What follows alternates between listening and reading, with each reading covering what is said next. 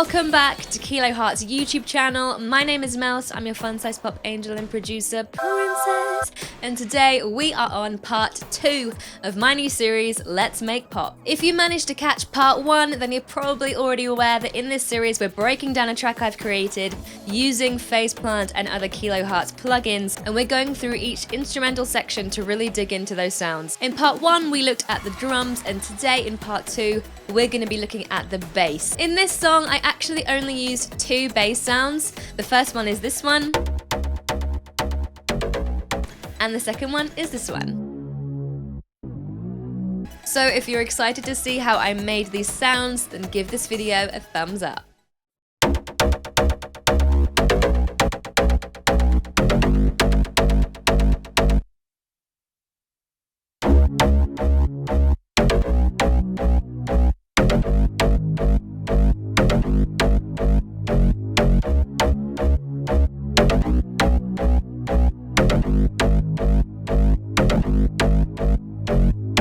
So as you can see, we have our first bass element in the pre-chorus. It's a bounce in place because, you know, a girl's got to do what a girl's got to do to keep her computer running. However, the same sound is actually repeated in the chorus. 2 analog generator groups and 1 wavetable and a noise layer as well down there. Pretty simple. We've got a saw wave tuned down an octave with this envelope. Next we've got this one here, still down 1 octave, and I've played a little bit with the sync as well. The envelope on this one is slightly different. We are getting a little bit more sustain. I thought it was pretty cool to have some sounds really cut off and others still be heard after that initial transient. As for our wavetable and noise layer, yeah, pretty gnarly. Then we've got a filter, which of course the cutoff is modulated to this envelope down here.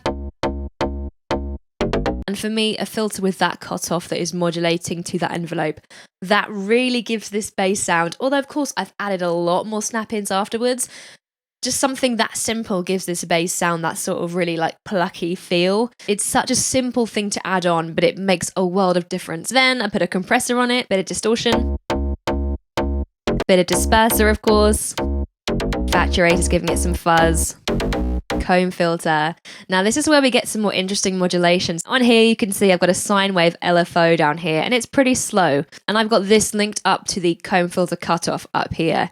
Now I really liked this because to me it actually adds a lot of movement throughout quite a staccato sound, right? Let's listen to it on. You get this kind of like dip in pitch, I suppose. It's almost like a really strange sort of pitch attack. Then I've got a phase distortion and transient shaper, which of course is attached to my velocity modulator down here. And at this point, I've also just realized that this note modulator is doing absolutely nothing, so I'm going to take it off. I'm sure it's not just me who will add something and think, oh, I'm going to attach that to something later, and then actually doesn't because you end up liking the sound as it is. If that's also you, then please let me know in the comments. As per, I love movement, motion, momentum. We've also got a little bit of delay on here as well. The second sound in this track is a respace. In this preset, I have 2 groups. One of them is for my main generators and the other one is for noise fun. In our first instance, I basically just opened the wavetable editor. If you don't know how to do that already, then just check out this pencil tool here.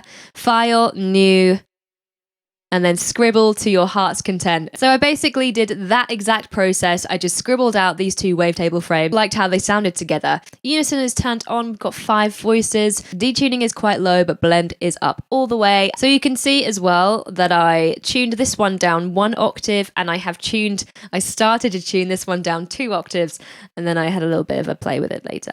So both together they sound like this. Yeah, whatever, it's not very interesting. So what we're going to do is we're going to add a filter, got a cutoff modulating to this LFO down here. I've got a 3-band EQ. The more I play around with Faceplant, the more that I tend to manage my lanes, as lane 1 will be my objective processing. So that will be where I tend to put my compression, my EQ, a filter. If it takes the sound to a completely different place, I'll put my filter there. In lane 2, that's where I'll tend to put my really subjective processing. And then typically lane 3, that might be where I put my limiter. However, lane 3, if you noticed before, is where my noise layer is going to. So I did treat that one differently in this case. Flanger, ensemble, distortion, As always, if you create anything which is at all inspired by something I've mentioned in this video, do make sure you come and find me. I'd love to hear about it. It's at She's Called Mouse on all social media platforms. In the meantime, come and find me on my own YouTube channel. The link is in the description.